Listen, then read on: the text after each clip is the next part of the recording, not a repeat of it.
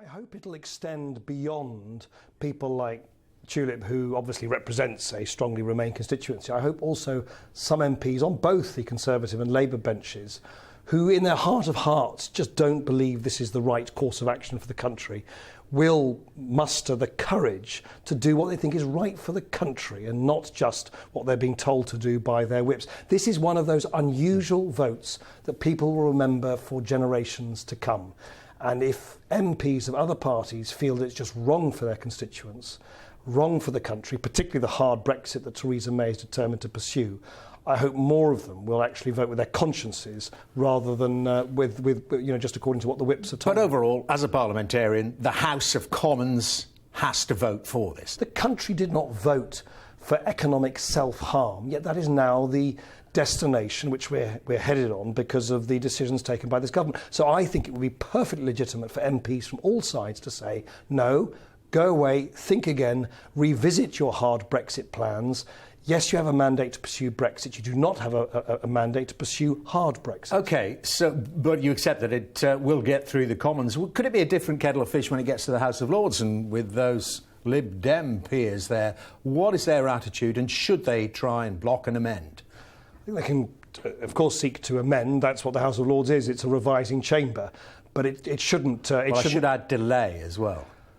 Well, it might delay it a bit, but I mean, in the grand scheme of things, a little delay here or there is not actually that significant. But beyond March the 31st, sorry to pick up on that, you think it could be delayed beyond that by the Lords? For me, it is much, much more important that the country pursues a sensible approach to Brexit rather than pursues a self-imposed timetable from number 10. And in the long run, our kids and our grandkids will not thank us for rushing towards a hard Brexit which will damage their life chances. And that's why I do think it's much more important to take a little time and get this right.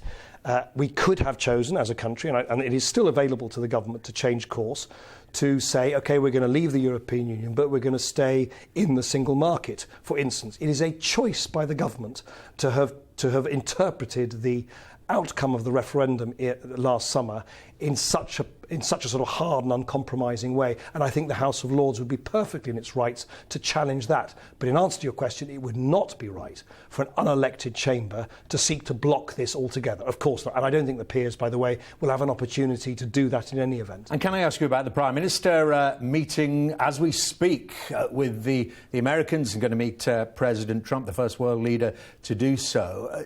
Do you think it's the right strategy, given the soundings we're hearing coming out of number 10, to try and get President Trump to say, yes, the special relationship is full-blown again and you are going to get a good trade deal out of us? Look, no one's going to begrudge any British Prime Minister who's trying to establish a sensible working relationship with a US president, whether they agree with him or not. Of course not. I hope she will avoid the sort of schoolboy sycophancy we saw from Michael Gove and Boris Johnson and others, which I thought was very demeaning. I think she will avoid that. But here's the problem. He is not a conventional US president. He doesn't actually see the world remotely like any US president has done since the Second World War.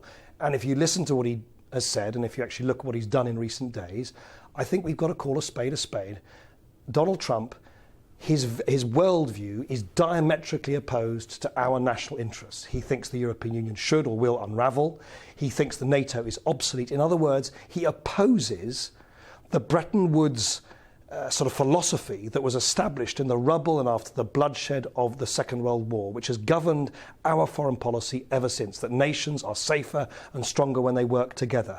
And I think we should be under no illusion that what he represents is a threat to the kind of multilateral system which we've always supported. So yes, by all means have a meeting if you want to rush and have an early meeting. But I don't think we should soft soap this. What he now represents, he has almost more in line with what Putin and Erdogan think of the world than what many of our traditional allies do. And the fact that British Conservatives seem to be rushing to choose Donald Trump over Angela Merkel, I think in the long run will come back to haunt them. Mr. Clegg, thank you very much. You didn't frankly have the balls to put country before party.